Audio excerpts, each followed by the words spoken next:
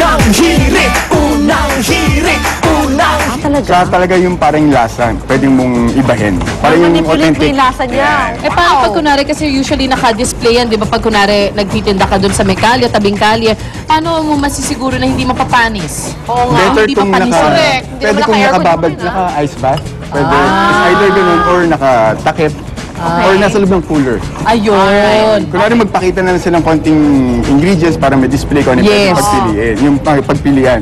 Tapos pag kunwari o-order na, Yes. nilabas na lang sa cooler. Okay, so usapang pera tayo. Magkano puhunan, magkano kita?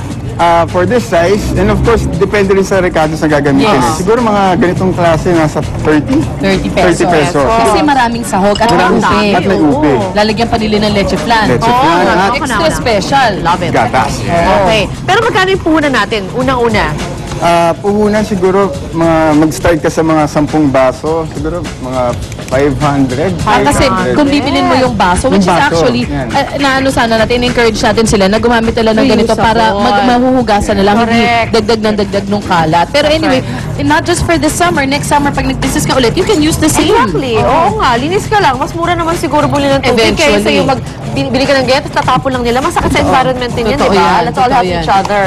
Ayan. So Ayan. after nun, syempre, Yes. kompleto na siya. Ay, nalaglag na rami. Yun. So pwede kang kumita ng isang summer, ayun, mga 15 to 25 pesos ang benta per glass. Pero ito pwedeng 35 kasi maraming sahog. Oo. Tapos kikitain mga 5 to 15 pesos. Depende sa sahog at depende kung gaano kalaki. Pero kung tayo bibenta ni Chef, wala siya kakitay. Kasi puro Libre na. sahog talaga tayo. Yes!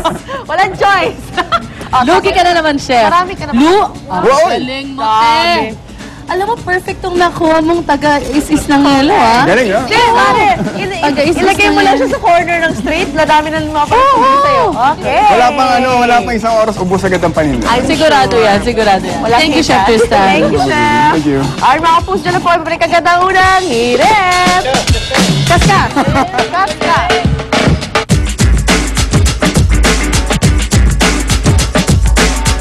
unang hirit, ang saya-saya. Sa unang hirit, ang hirit, serbisyong totoo. Unang hirit, ang saya-saya. Sa unang Welcome back sa hirit. unang hirit at kung mahilig sa aso mga chikiting ninyo pero nag-aalala kayo na masyado pa silang bata para mag-alaga ng aso. Bakit hindi nyo muna sila pasubukin itong Juju Puppies? Kilalanin natin mga very cute toy dogs ito sa tulong ng store clerk ng Banky Trading Inc. Si Miss Eileen Halyado. Good morning, Eileen. Good morning po. Eileen, ano ba itong Juju Puppies? Ay, yung Susu Puppies po, ito po yung bago ngayon ng Banky. Battery operated po siya na makikita po natin. ang Then cute may iba-ibang naman yan. klase po siyang character po ng mga puppies. Oo, ito hango talaga dun sa parang mga tunay na breed ng aso, ganon. Yes, ma'am. Anong meron ka? Bali, meron po tayo dito na Husky, Ay, may Dalmatian, Spaniel, Shih Tzu, Oh, iba-iba nga. Miss Prince, saka si Yorkie po. At saka Yorkie, ayun. Pero ngayon nakita ng Dalmatian na purple ang spots. Yeah. Meron po siya. Pero medyo malapit ito sa itsura ng totoong puppies except yung purple yung spots. Ano ba yung mga, ayun, yun na yung mga breed natin. Magkano naman ito mga ito at bakit para may mga bahay sila, tapos nagpipiknik pa sila, mga accessories to lahat? Yes, ma'am. Ma-avail nyo po yung kada isang puppies po is $699.75. Then yung mga playset po, meron po tayo $1,399.75. Then yung iba po is $899.75 po. May paylight ba sa inyo? Wala naman. Kasi pag in-add mo yan, ang dami talaga. Paano naman sila nakakapag-interact sa mga bata? Paano nafe-feel na parang totoong may pet sila kunwari?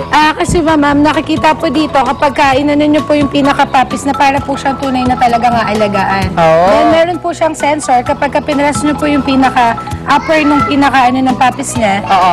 Mag-aano po siya, mag-move po siya na para talagang totoong puppies. Wow! Ilang taon pwede mag-start paglaro nito? Ma'am, pwede po, 4 years old and above po. 4 years old and above. Kasi yung ilalim niya, may gulong kasi, di ba? Yes, ma'am. So para iwas dun sa ipit-ipit pag maliit pa yung bata, Okay. di ba? Kailangan ma'am siya, nasa flat floor lang po. Hindi po okay. siya pwede sa carpet o sa mga grass na ano po. Ay, hindi siya gagalaw. Hindi po kasi siya gagalaw dahil pinaka-machine niya po na gulong na sa ano. Oo. Pwede po kasi siya mamalagyan ng pinaka mga buhok or Oo mga nga. ano po dun sa carpet. Totoo yan, totoo. Hindi siya pwede pang off-road. Doon Hindi lang kayo, po. dun sa, dun sa mga flat surface. Thank you so much, Eileen. Yes, ma'am. Maraming salamat. At syempre, thank you sa ating mga cute na mga babies na naglalaro ng kanilang mga Juju puppies. At mga kapuso, kung hindi pa ready ang inyong mga anak na magkaroon ng totoong puppy, ito na muna, start them with this muna. Tingnan natin kung maalagaan nila ng husto ang kanilang mga Juju puppies.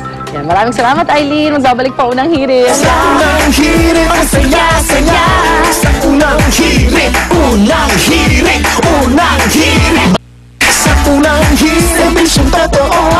Unang hirit, ang saya-saya. Alright, nagbabalik pa rin po tayo dito sa paggawaan ng Pinipig sa Binyan, Laguna. At ito nga, katabi ko na ang napakaraming finished products. Actually, isang kind po ito ng pinipig na ginagawa nila dito. At ito yung tinatawag nila na busa. Ito po busang ito ang usually nilalagay natin sa ating mga halo-halo at sa ilang pang mga desserts. Sabi nila mga 2 weeks daw ang usually naabot ng lifespan nito. Pero kapag binabot sa araw, umaabot ito ng hanggang 1 buwan. Kaya tamang-tamang gawing sangkap sa mga pagkain. And speaking of pagkain, Arn, ano yung mga pagkain dyan? Ay, Monica, meron ditong pichi-pichi, biko at mayukbok na nilagyan ng malapot na gatas. Sarap. Naku, ang dami talaga magagawa sa pinipig, Arno. naman. Kaya mga kapuso, sana po ay nabusog kayo sa ating napakasarap at crispy morning mula po dito sa paggawaan ng pinipig sa Binyan, Laguna. Magbabalik po unang hirit. Unang hirit, ang saya-saya. Unang hirit, unang hirit. Salamat sa aming sponsors, Ultra Mega Supermarket. Unang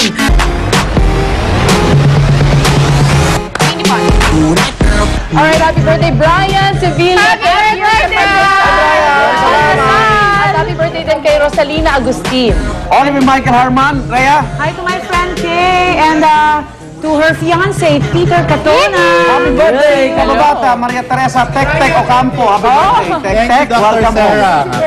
Mahigan, thank you sa pagtambay. Sa karagdagang impormasyon sa mga napanood nyo ngayong araw, maglagon lang sa www.unanghirit.tv. Kita ulit tayo bukas, dito lang sa Unang Hirit! Ang programang ito ay inhatid sa inyo ng Mercury Drug. Gising 24 oras sa mga piling lugar. Mercury Drug, tumutulong para sa